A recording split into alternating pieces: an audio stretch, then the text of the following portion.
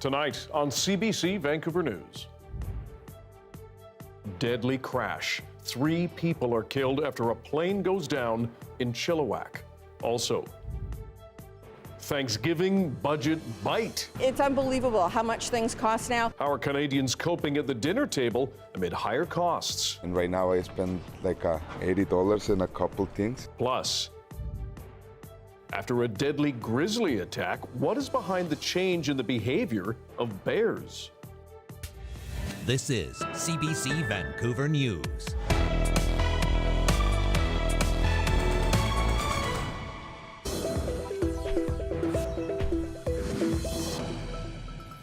Good evening, I'm Dan Burritt. Thanks for joining us. Anita is away. We have developing news out of the Fraser Valley.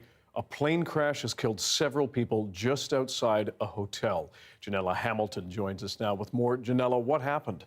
Dan, it's not clear what caused the plane to crash, but the RCMP says around 2 this afternoon, a Piper twin-engine plane crashed into a forested area beside the Chilliwack Motor Inn on Yonge Road, just north of Highway 1. The manager of the nearby Chilliwack Airport says it went down just south of their runway. Fire crews and police raced to the scene. Mounties say 3 people were on board, including the pilot, and all of them have been killed. Police are now contacting the victims' families. The BC Coroner Service has been called in. The Transportation Safety Board says it is sending a team of investigators to the crash. It says the Piper PA-34 Seneca is a light aircraft. Again, we don't know what caused the plane to crash, but of course we will bring you any updates later in the newscast and tonight at 11. Dan? Janella Hamilton, thanks very much. Well, Thanksgiving is upon us, and many people will be sitting down this long weekend across our province and our country for a big meal with family and friends. But inflation is still gobbling up many grocery budgets. Our Michelle Gassoub went to find out how Canadians are coping. I want a big, nice dinner, and we're having turkey with all the trimmings, and yeah, I'm not holding back. Shoppers say this year, that turkey with all the trimmings feels like a splurge.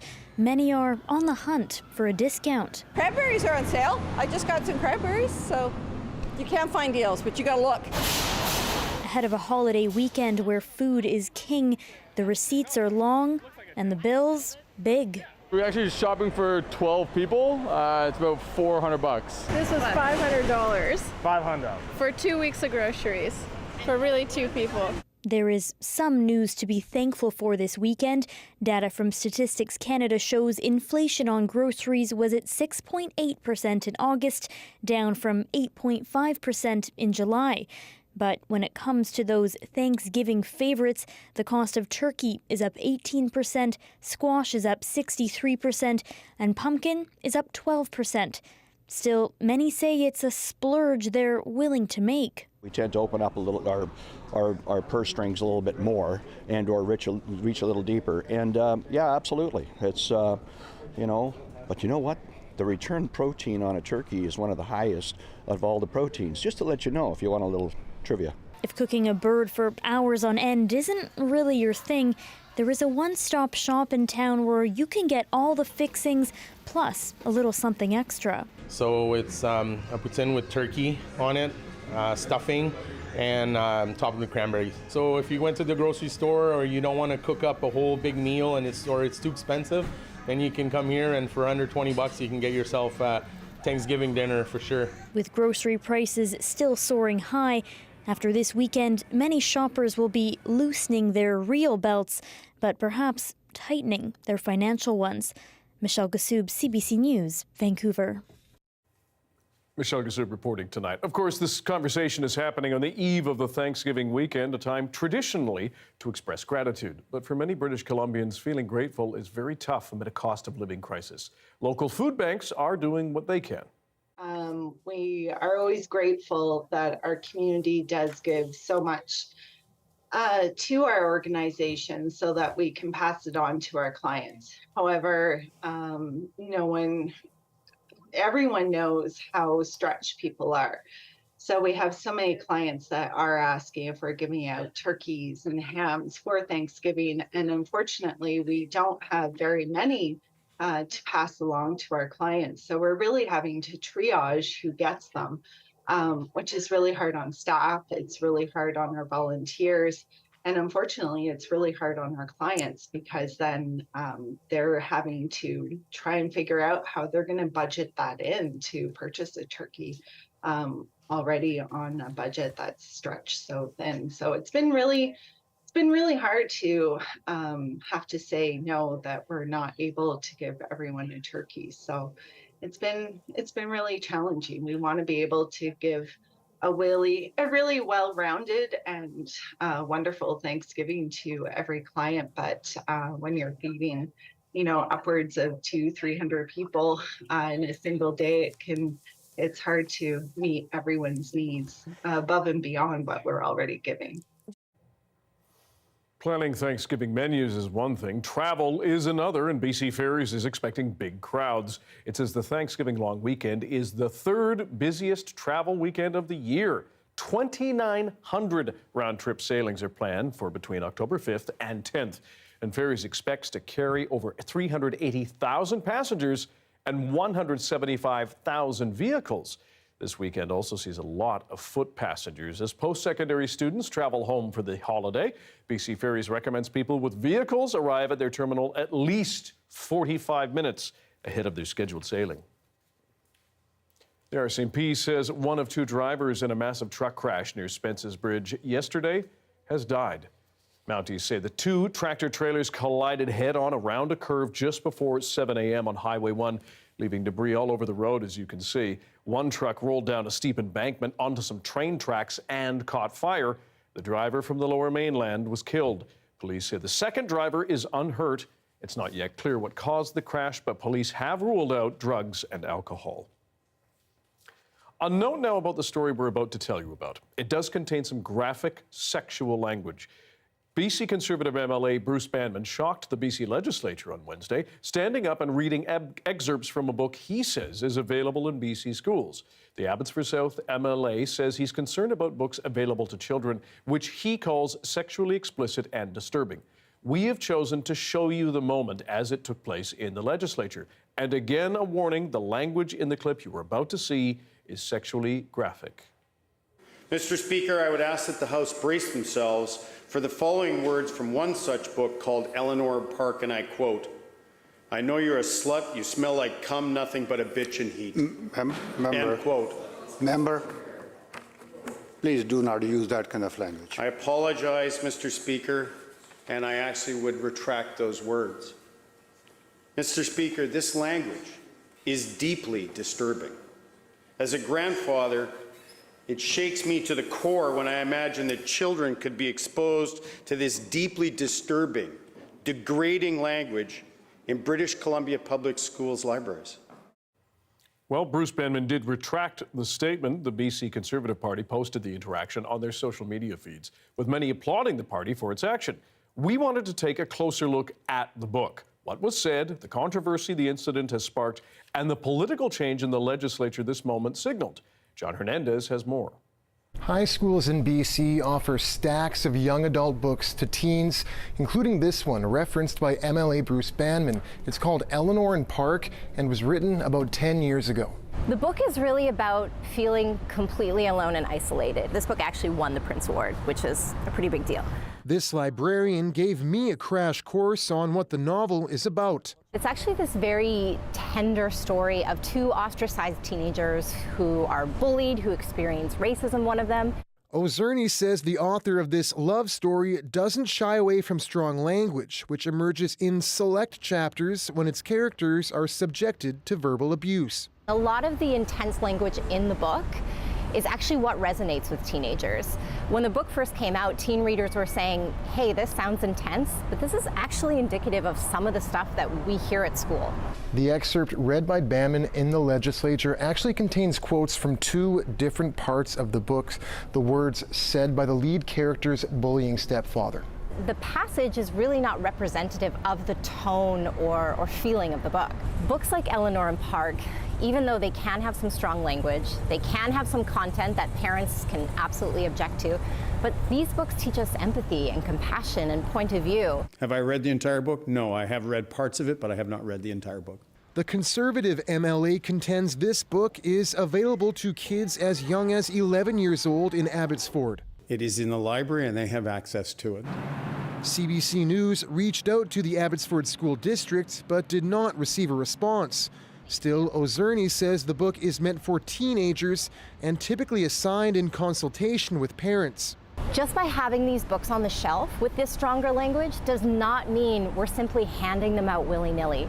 This isn't the first time that this book has become political. It's been the subject of some book banning campaigns in American school districts. And while Bandman says he isn't calling for a ban, some political experts say his rhetoric isn't too far off. I think it's more likely a kind of a culture war sort of effort to try to suggest that this government is endorsing making that kind of material available to 11-year-olds.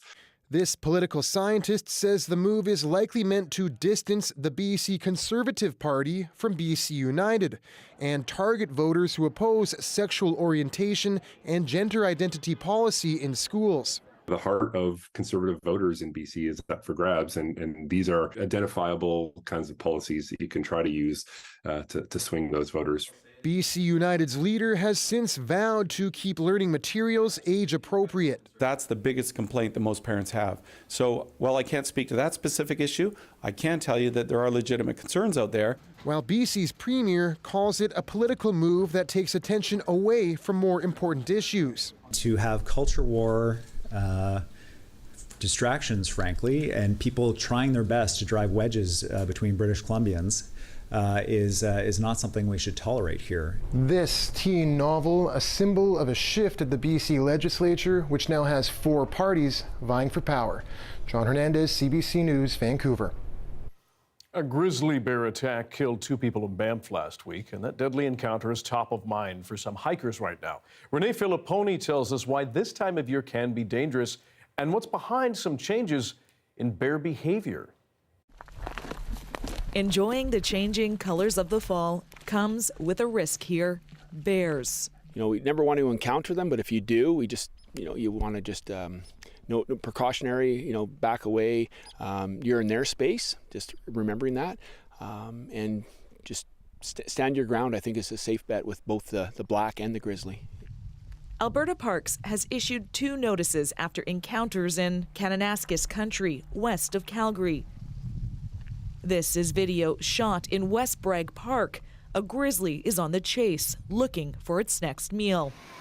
It's a critical time of year for bears, called hyperphagia, where they fatten up in preparation for hibernation. If a bear is having trouble building up fat reserves, it absolutely will change their behavior, just like it would for any of us, right? There's that will to live. Last week, a grizzly killed a couple near Banff. The bear was skinny for this time of year. In BC, there has been a major spike in black bear sightings as they get close to communities scavenging for food. The big ones are garbage, organic waste, bird feeders, fruit trees on our properties. Right now, pumpkins, so if you have a pumpkin, please store it inside. And the record fire season is making it worse in some parts of the province. The forests are burning and, incredible amounts of forest being destroyed. So I think that would be displacing and putting pressure on bears on their food sources as well as their denning sites. These Albertans are intent on enjoying the wilderness. We have bear spray that we travel with, try and make noise, bike in groups instead of on your own. Taking precautions so they can share the great outdoors with the bears. Renee Filipponi, CBC News, Vancouver. More than 15 million hectares of land have been scorched during Canada's worst wildfire season on record. The Insurance Bureau of Canada says blazes in the Okanagan and Shuswap alone caused losses of more than $720 million. That makes wildfires the most costly insurance loss ever in BC recorded history. As Yvette Brend reports, the province is encouraging people to fire smart their homes as insurance costs rise.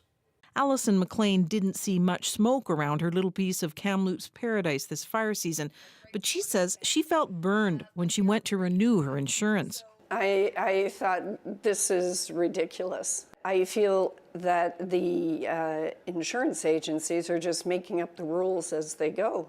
And we as homeowners are, left in shock when we go to renew. The price had doubled, she says, because of a fire burning 50 kilometers away. This summer's wildfires in BC resulted in insurance payouts cracking the top 10 ever recorded for Canadian natural disasters. That sparking fears that rates could triple, something seen in places like California and Colorado. I'm really worried about that trend that we're seeing, that it's beginning to pop up as an issue in Canada as well. Insurers say it's true. Rates are volatile. And insurers are basically adjusting in real time right now because this has been an unprecedented season. So for homeowners, we know it's been frustrating. We do need to learn to live with fire. The government hopes its Fire Smart program will help owners do that. If you have a non-combustible roof that is in good condition, and if you have a clear immediate zone, which again is that 1.5 meters around your house has a 90% chance of survival. Tips include removing brush around homes to help stop embers from sparking flames. So we've definitely seen an uptick when the fire season gets pretty bad. But getting buy-in hasn't been easy. So far, only about 2,000 of BC's 2 million homes are certified, so there's a lot more work to do. Yvette Brent, CBC News, Vancouver. The city of Cranbrook is urging people and businesses to use less water as their reservoir hits critical lows. Like many parts of BC, the East Kootenay region has seen record drought this season. This summer, I should say. And despite cooler temperatures and some recent rain, the Phillips Reservoir, you can see there, has dropped almost 2 meters since June 1st. We've asked, all summer long to conserve the outdoor use, but now with the inflow still not coming up to where we'd like to see it this time of year, we're asking for some indoor conservation. The city is asking people to shorten their showers, only run full loads of laundry and dishes, and flush toilets only when they need to. Players on the Toronto Raptors team, along with the National Basketball Players Association, have donated $10,000 to the strike fund of SFU's Teaching Support Staff Union. I understand how much TA do to the university. So on behalf of the union, on behalf of myself, we applaud y'all's efforts and continue to fight. Union members are striking for a new contract that includes improved pay, a stop to what they call wage theft, and a pension for sessional instructors. The Raptors' donation came ahead of the team's open practice at SFU in Burnaby, which is on now.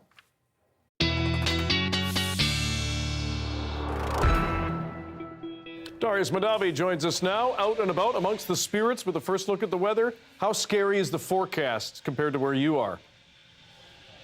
The forecast is beautiful. Things here, less so. I've been through 3 of the haunted houses. I'm not a haunted house person. I'm definitely, you can hear screaming children. More of a roller coaster person, for sure. No, that was me like 20 minutes ago when I was going through the haunted house. Yeah, people who listen to On the Coast will hear me. Gloria had me go through the haunted house live. Terrifying. But the forecast looking much nicer, especially if you're not hoping for rain. So those who do want to come to the Peony this weekend, or the Fright Nights at the Peony, this is a great time to do it. Temperatures are hot and sunny, and we got no rain to speak of either last night or tonight. Oh, here we go. Or this all through this weekend.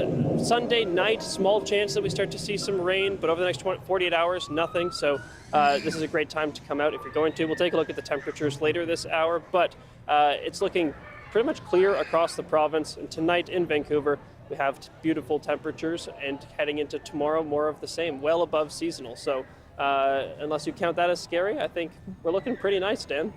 We'll take it, and you're a brave soul. We'll check in later. Thanks, Darius. Thanks, Dan. I'm powering through. What a champ. To other news now. It may have hit your home, your office, and your friend groups. Again, COVID cases are on the rise in this province. The BC Centre for Disease Control says hospitalizations have increased 58% in the past 2 weeks, and deaths from COVID are up as well. This count does not include unreported cases or people who tested positive with at-home kits. 24 people died from COVID in the last week of September, up from 9 in the second week of August. The province is encouraging you to book appointments for your fall booster shots, and invitations are being sent out later this month. Farmers are feeling the ripple effects of BC's record drought and our brutal wildfire season. So as Yasmin Gandam shows us, they're turning to unconventional harvesting as one way to adapt. They're going to be so surprised and happy to see strawberries.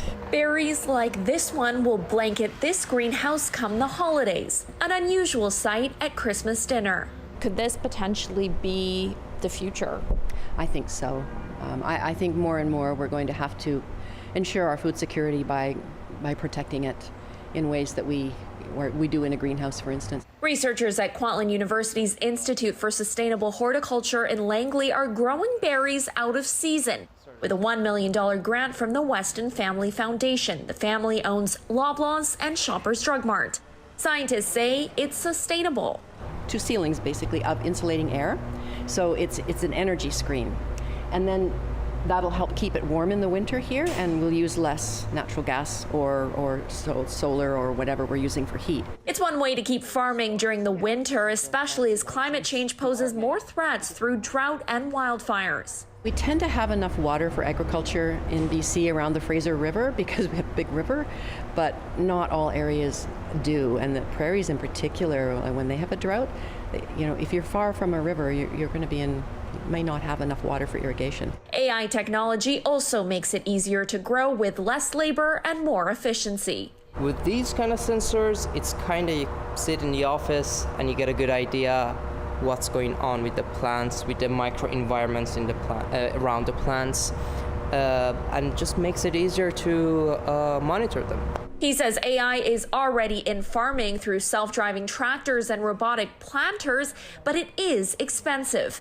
And as for dairy farms, a greenhouse is not really an option. We don't do a lot of confinement. We depend on those open ranges. We depend on our cows to self-fertilize. The push for more innovative farming comes as the BC government funds 16 projects to support farms with new technology. It's meant to help keep them growing in the face of climate challenges. Yasmin Gandam, CBC News, Langley. Chiropractic manipulation and toxic herbal supplements. Alternative medicine draws a lot of controversy, but new information about who uses it may surprise you. We'll tell you more in our live interview. Stick around.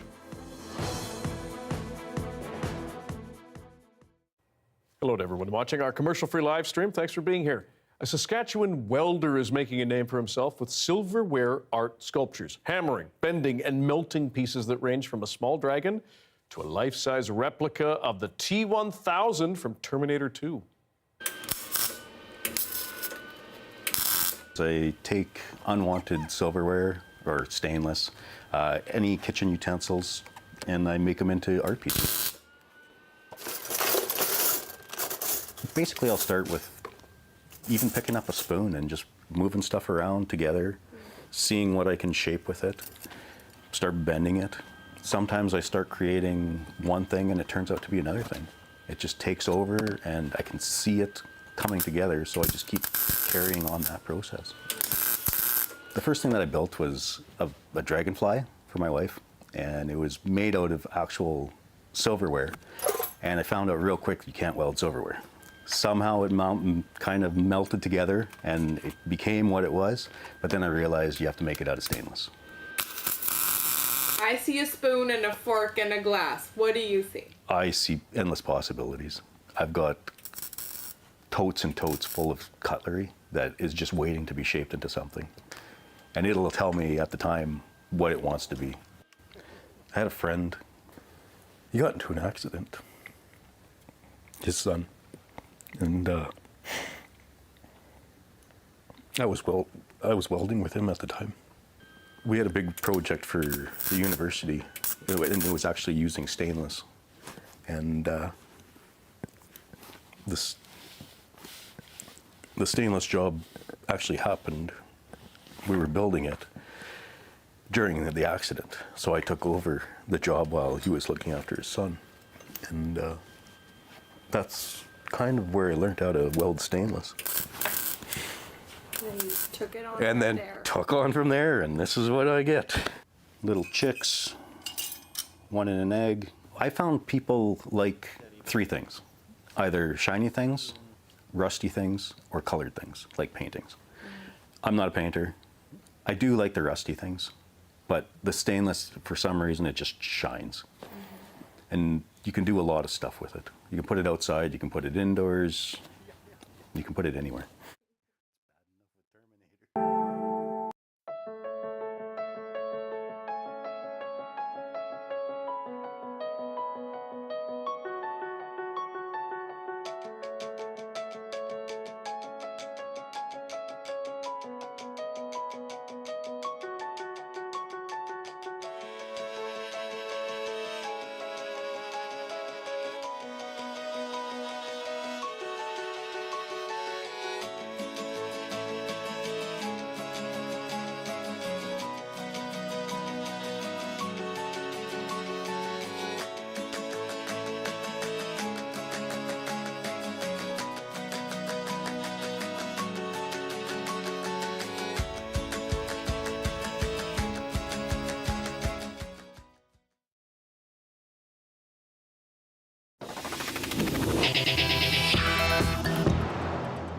A new study out of UBC has some interesting findings about alternative medicine. It says that more than 40% of Canadians have used some kind of alternative medicine associated with risk in the past year. The researchers looked into a variety of treatments whose proven benefits do not justify the potential risks, namely physical manipulative therapies like invasive chiropractic and herbal or nutritional supplements. The findings showed that people who used these treatments tended to be wealthier, older, and distrustful of science. This comes on the heels of updated natural health product regulations introduced by Health Canada over the summer that allow natural products they deem unsafe to be recalled immediately. For more, we're joined live by Bernie Garrett, the lead researcher on the study and a professor of nursing at UBC. Bernie, your findings show that those choosing alternative health care largely included people over the age of 55, wealthier, and those with higher education. What do you make of that finding? Well, I'll just correct one thing there. It's actually people who were older were less likely to engage overall. They were likely to engage in some specific types, such as chiropractic, for example, because obviously as older, your musculoskeletal system probably needs more tinkering. But on the other hand, the other ones were correct. Yeah, we were quite surprised by the findings.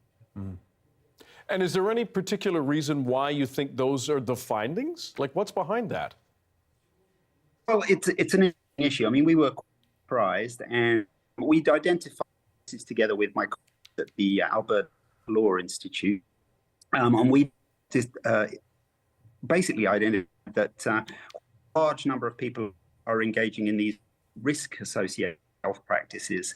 And a lot of behind that, which is what part of the study was looking at, seems to be the sort of people who are more susceptible to risk, persuasion, social media particularly. So that influence. We're having a little connection issue, but I want to try for another question. We'll press on, Bernie. Social media plays a large role in spreading new healthcare practices, especially at-home remedies. How does this help or harm public health, do you think? Well, I think overall, social media has a more negative effect on public health because, as we all know, most of the information on social media about health is actually accurate or completely false. So there's a lot of spread of anecdotes or advertising is pretty unrestricted on social media. So a lot of practitioners who advertise more risk-associated practices will use that as a route to advertise. And lastly, and we'll try and get through this, many cultures are rooted in traditions that use herbal remedies, other practices not rooted in what we generally describe as Western science. How do you recommend people navigate that intersection? Yeah, well, a lot of herbal remedies are harmless, but unfortunately, the problem is a lot of herbal remedies are actually not regulated like medicines are. So what we found is quite a few of them are actually contain toxins such as heavy metals or mercury, and some are actually toxic in themselves. So you have to be cautious with that. And particularly, I'd advise anyone who's taking herbal remedies to at least let their doctor know or nurse practitioner know that they're taking them, because they can affect other medications as well. Bernie Garrett, the lead researcher on this study and a professor of nursing at UBC. Thank you for joining us. Thank you very much. Bye-bye. New researcher also out of UBC is linking weight loss drugs like Ozempic to severe gastrointestinal problems. Coming up, the dangerous risks explained.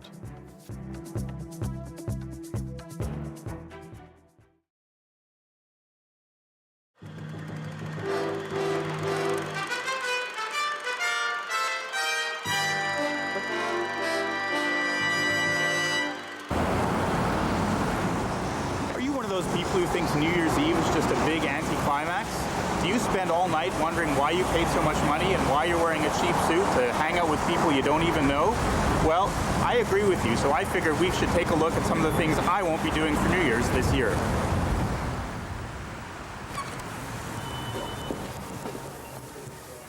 I won't be wearing a tux, but it's the biggest night of the year for tuxedo rentals. What are the popular tuxedo styles?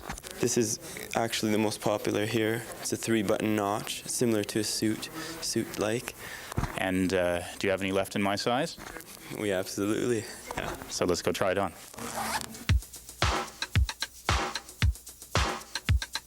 Now, do you come along with the tuxedo rental? Somewhat better than Brad. And this is what all of the fanciest people are wearing to their New Year's parties. So, now that you've got your party outfit, where's the party? A good choice might be Party 1999 at Robson Square. Capacity is going to be about 2,500 and tickets are selling like crazy right now. If you like Las Vegas and you want a little feel like Las Vegas, you can walk right across the hallway down here into what we're calling the Las Vegas Showroom. Las Vegas Showroom. That stage is oh, that's great. And is Joe Pesci going to be here? Joe Pesci is not going to be down here. I'm hoping more for Sharon Stone. Okay. What are your plans for New Year's Eve tonight?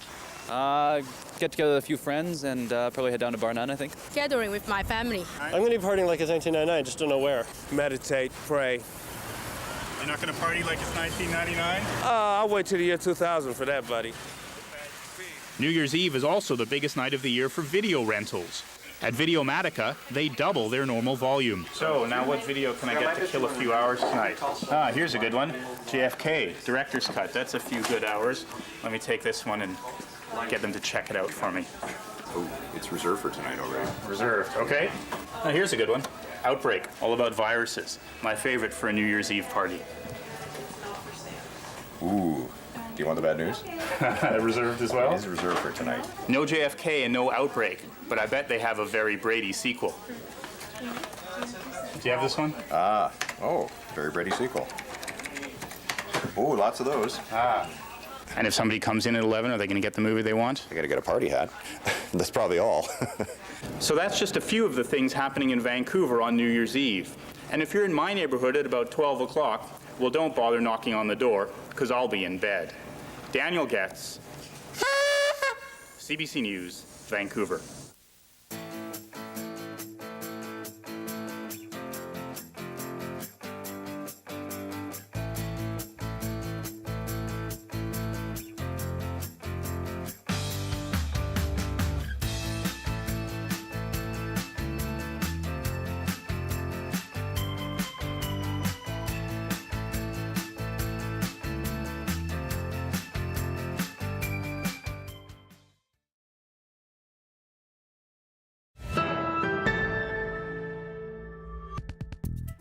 A new UBC study is raising questions about popular drugs like Ozempic. Millions of people use them for weight loss, but as Christine Birak explains, they could lead to some very serious gastrointestinal problems. Ozempic is awful. While rare, the side effects can be crippling. For 3 days, she's had horrible pain in her stomach. Canadian researchers now say popular weight loss drugs like Ozempic can be linked to serious digestive problems. There's really no such thing as a miracle drug. If they want to start it for weight loss, it's very important that they're aware of the risks. In the first published large population level study, researchers found compared to another medication approved for obesity management, people using diabetes drugs for weight loss are at 9 times higher risk of pancreatitis, which can cause severe abdominal pain, requiring hospitalization and surgery. 4 times higher risk of bowel obstruction, and nearly 4 times higher risk of gastroparesis or stomach paralysis that can cause severe nausea and vomiting. Weight management doctors who've also done work for the drug companies say that makes sense. When we look at a medication that works at a much higher level and causes much more weight loss, we're going to see more side effects. Overall, the study found up to 2 in every 100 patients using obesity drugs developed gastrointestinal problems. The findings are observational and don't prove cause and effect, but the U.S. FDA recently announced warning labels on Ozempic will be updated, adding the drug may also increase the risk of a life-threatening intestinal blockage. With millions of people using the medications worldwide, it means real risks for large numbers of people. I don't think that for many people, the risk is actually worth it. But each individual has to make their own choice. Novo Nordisk, the company that makes Ozempic, says the drug already warns users about gastrointestinal problems. Health Canada says it will review the Canadian study along with others to determine whether updated safety warnings are needed. Christine Burak, CBC News, Toronto. This year's Nobel Peace Prize has been awarded to an Iranian women's rights activist who's now sitting in jail. Narges Mohammadi is serving multiple sentences in Iran's notorious Evin prison. As Alison Northcott reports, it's one of many stretches of time she's already spent behind bars. I hope one day to be able to tell you that execution have stopped in Iran. Narges Mohammadi has been pushing for women's rights in Iran for decades. Her brave struggle has come with tremendous personal cost. Altogether, the regime has arrested her 13 times, convicted her 5 times, and sentenced her to a total of 31 years in prison. Even in Iran's Evin prison, where she's serving 12 years for charges including spreading propaganda against the state, she has continued to speak out, adding her voice to widespread protests triggered by 22-year-old Mahsa Amini, who died last year after she was arrested by Iran's morality police for allegedly not wearing her hijab properly. She started to echo the voice of those who were unknown and voiceless. She was fighting against execution. So you see, she is wounded, but unbreakable, unbowed. And this is what the Iranian women are. Mohammadi hasn't seen her husband or her 2 children in years. Her husband watched the prize announced on TV in exile in France. He says it will open a door for Nargis's motivation in fighting for human rights. It will make her fearless. Last time there was again another fine. This human rights activist in Montreal says Mohammadi is just one of many Iranian women in prison for speaking out. And it comes just days after activists allege a teen girl fell into a coma after a confrontation with morality police, which Iranian authorities deny. In the middle of darkness and continuation of human violation in Iran, it was a ray of hope in my heart. Iran's foreign ministry condemned Mohammadi's prize, calling it biased and politicized. Human rights activists call it bittersweet. Their struggle is being recognized, even as they wage it against terrible odds. Alison Northcott, CBC News, Montreal. There are iconic symbols of Coast Salish peoples. The woolly, thick Cowichan sweaters are perfect for a wet, foggy day here on the coast. Coming up, we take a journey with one woman trying to recreate her grandfather's sweater.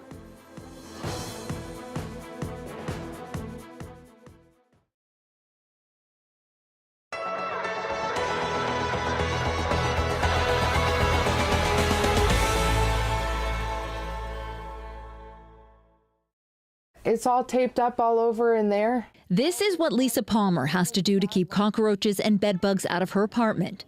The 36-year-old mother of 4 says there are gaps under all the baseboards and cupboards where insects squeeze in. There's bugs that get in through here. She's been forced to get creative to try to keep them out. Sometimes I take Play-Doh or cotton and stuff it in the creases, because I don't know what to do anymore. Just from closing it over the years and everything like that, it started to wither away. On top of that, she's been waiting years for Manitoba Housing to replace the door to her daughter's bedroom.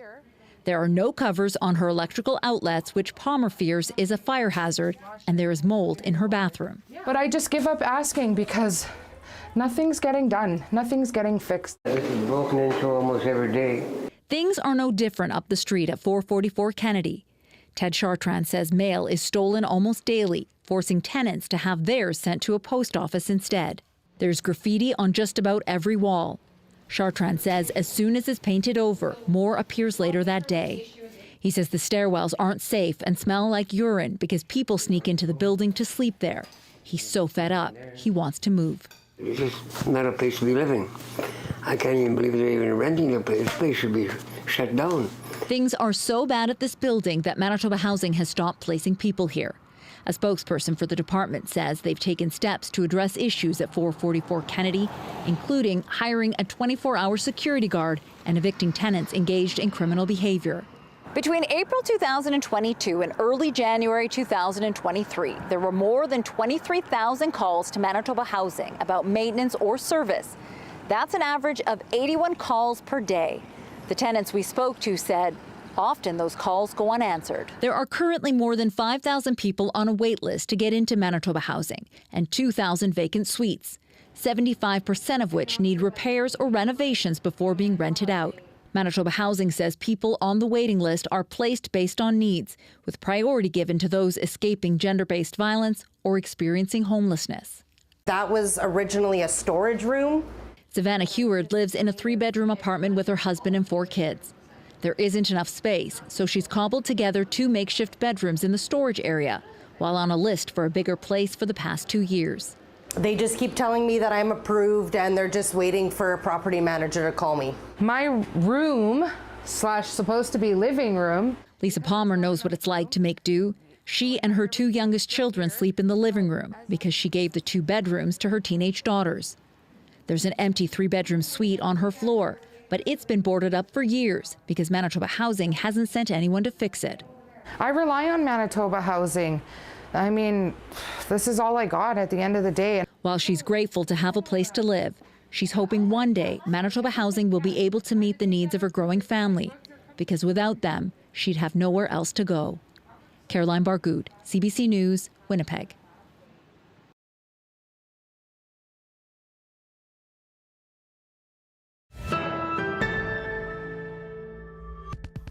As the Canadian government tries to cut carbon emissions, it's taking a hard look at concrete.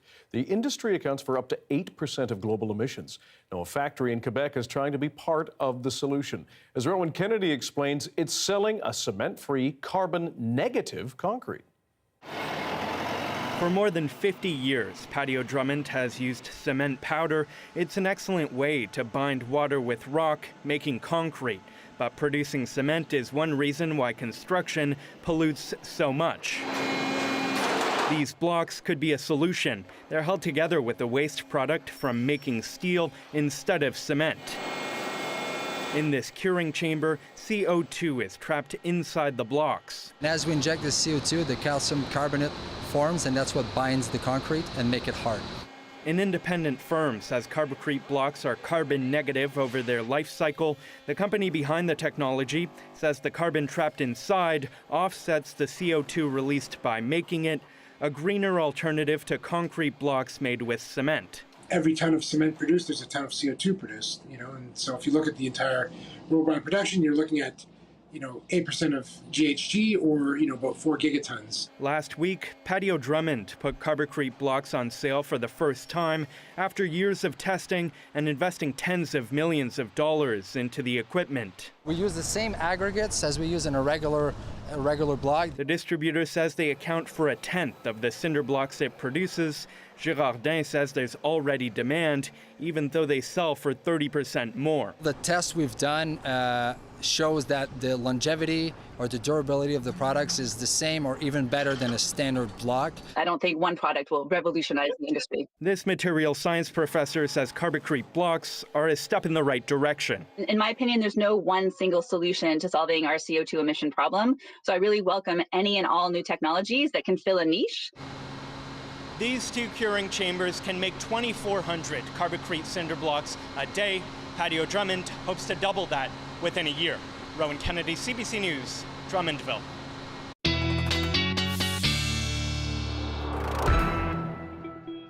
He's back. Darius Madavi joins us now, again, live from the Peony Fairgrounds on Fright Night, with another look at the weather, and you got yourself a sweet treat, you lucky devil. Green apple. It's very good. Is it? Does it actually taste like green apple? It actually does. Oh, yeah, okay. I didn't know it was green apple until I tasted it, and I thought green apple. So that's how you know. Yeah, Peony is doing great. We're getting a little bit darker now. The sun is setting, but still beautiful skies, beautiful weather. That's what we're looking at as we look ahead. Still lots of scares here, but do you want to see something really scary, Dan? Take a look at this. Ready? Yeah. There you go. Yeah, see, there you go. Oh, my temperatures in goodness. September every single day.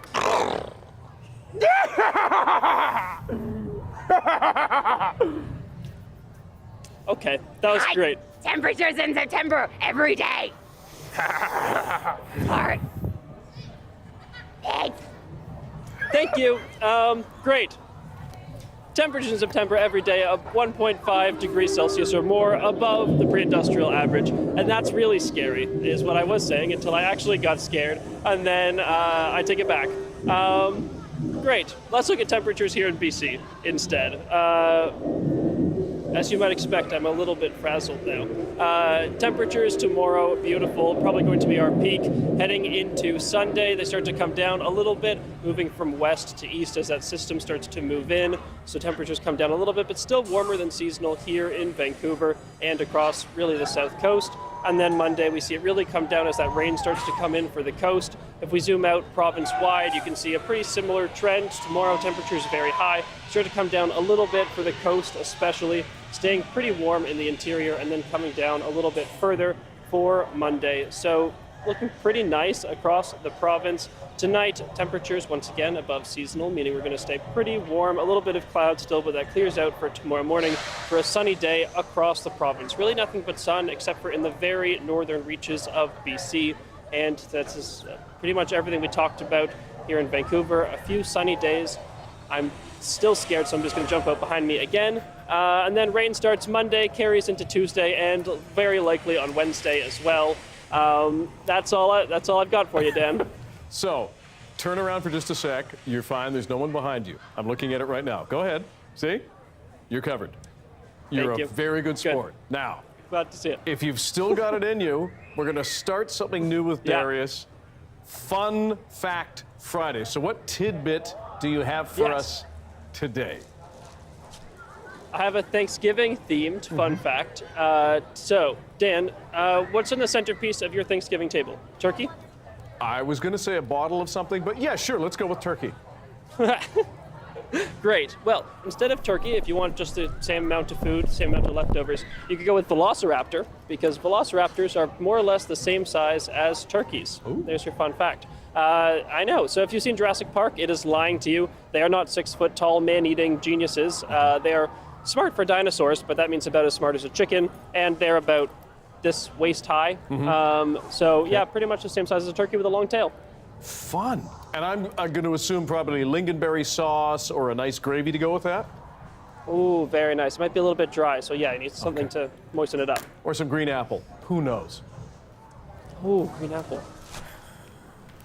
Thanks, Dan. You're a good sport, Darius. Thanks again.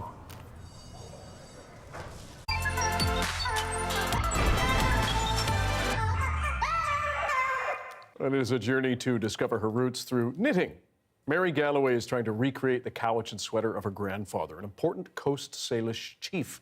And in doing so, she unveils a tradition that's as rich today as it was years before. Take a look.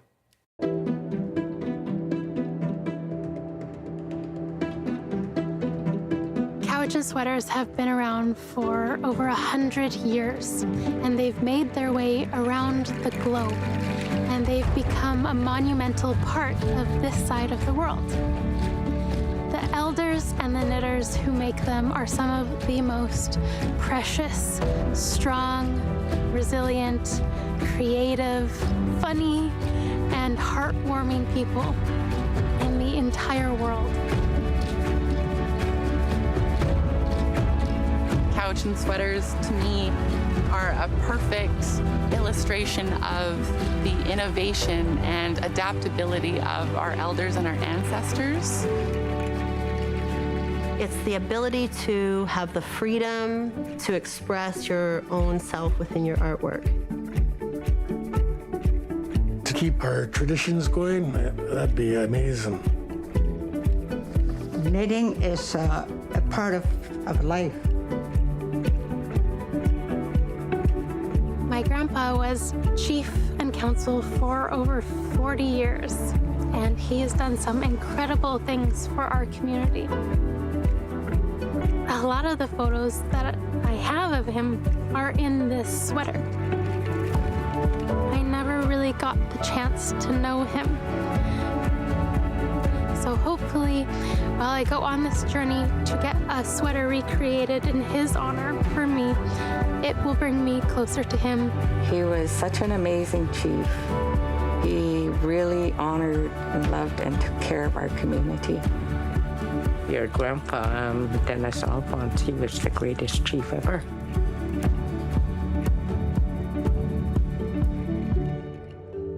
Couch and sweaters are iconic, our path forward in so many different ways. A look back and a look forward. Our Salish knitters knit us together with our elders, with our ancestors. We were weavers. Historically, we wove just the most beautiful blankets, baskets, hats. The women were very involved from every stage. It was an economy. I'm trying desperately to hold on to the knitting. I think we're losing it. Fast forward to today, knitters are having to pay retail for wool, having to rely on limits and quotas on how much they're allowed to purchase, and it's really stifling the economy. I remember it was $4 a pound. Today, it's $20 a pound. Through all of that, where cultural appropriation of couch and sweaters, Salish knitting is contributing to the erasure and committing to the further genocide of Indigenous people, Salish people, specifically here on the West Coast. Couch and sweaters are love. Couch and sweaters are history. Couch and sweaters are future. Couch and sweaters are warmth. This is a sweater that I will be able to pass on, and something that will remind me of home and of family and of our culture and tradition.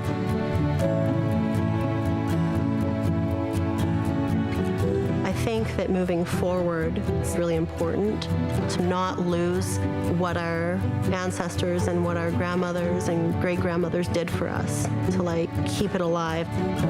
These are women who could do it all at the same time and never miss a stitch.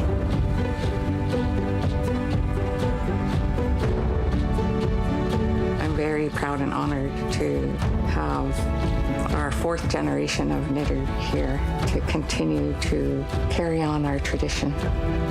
Couch and sweaters truly are our knitted legacy. How have you been since we last spoke? I've got some good news. Yeah, it's ready. I can go see it. Let's go. Stand up and show it out.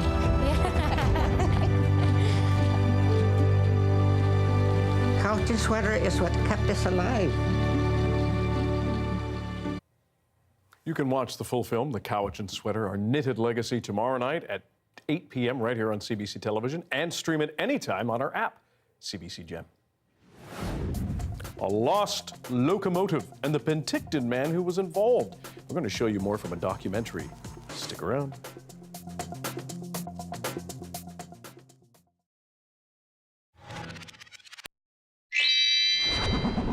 Hello there, Pally Pals. It's Gary the Unicorn here, and I'm at Gulf Island Seaplanes in Vancouver, British Columbia, looking for things that go. And speaking of things that go, look behind me. It's a seaplane! Well, everybody, I want to introduce you to my pal, Pilot Chase. Hey, guys. So, okay, can you tell us about your seaplane? Sure, absolutely. What do you want to know? Okay, what's that thing right there? Well, that's a wing. A wing. What does that do? Well, it helps us go up. We're going up? Yes, sir. Hey, what is that thing over there? Hey, come back. No, come on over there. What's it? Whoa, what is that thing right there in the water? Well, we call that a float or a pontoon, Gary. And what does that do? Helps us float in the water. So this is like a plane and a boat at the same time? That's exactly right.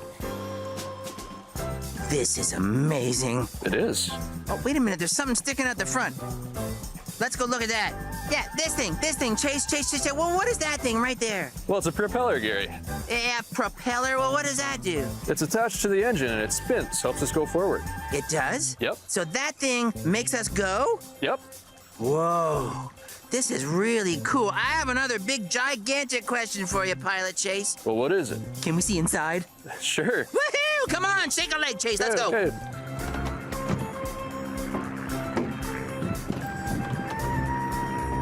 Pilot Chase, what amazing place have we arrived in? This is the cockpit. This is the cockpit? I'm in the cockpit of a plane! Oh, what is that thing right there? Well, we call this a yoke. It helps us steer. That steers things? Yep. It's called a yoke? Yep. You must be yoking me. Did you see what I did there, Chase? Let's get this in the air. Let's go flying. Lights, camera, propeller. You got it.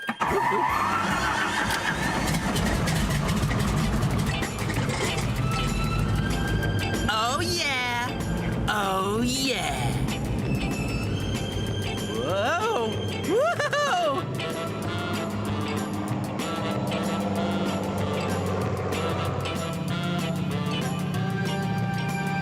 Wow, we're getting pretty high now.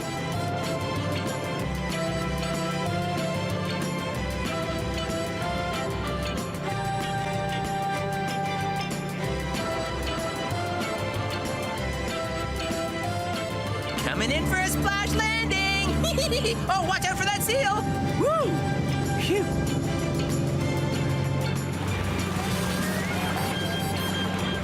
Woo! I love seaplanes! That was the best! Let's go again! Again! Again! Chase, are you listening to me?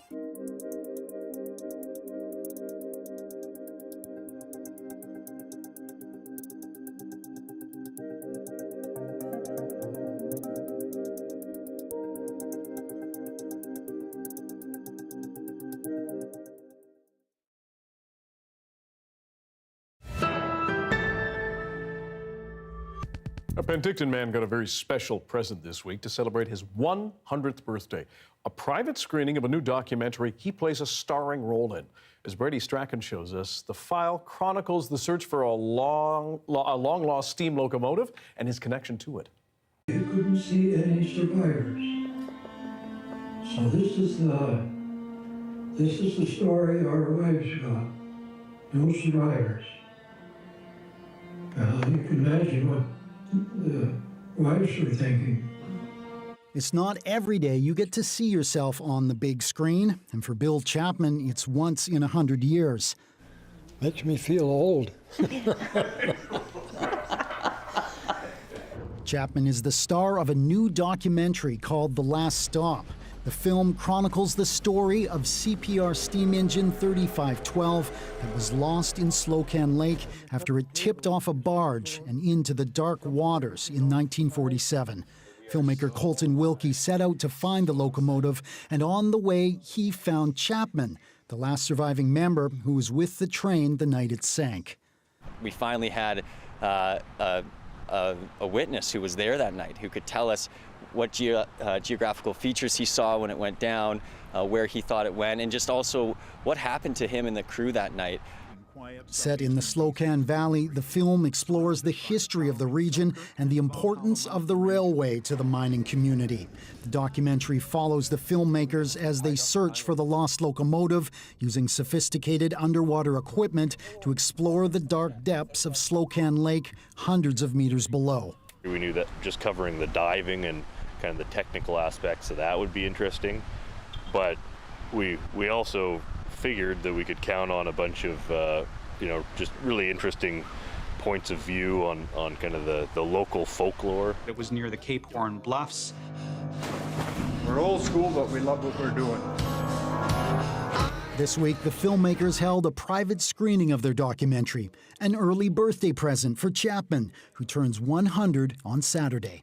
It's quite exciting to bring back some of the memories that the picture brings back. It's you forget some of those things. For his family, it's a glimpse into a defining moment in their father's life, one they knew little about. We got the soft side because we didn't know any of the perils involved, really, as children. Trying to squeeze stories out of me, aren't you? Yes, we are. It's what a marvelous opportunity. And for Chapman, this small taste of stardom feels good, something he says he could get used to. You want to do it again, you say? Yeah. Okay, but I'm willing. Yeah, there you go. Brady Strachan, CBC News, Penticton.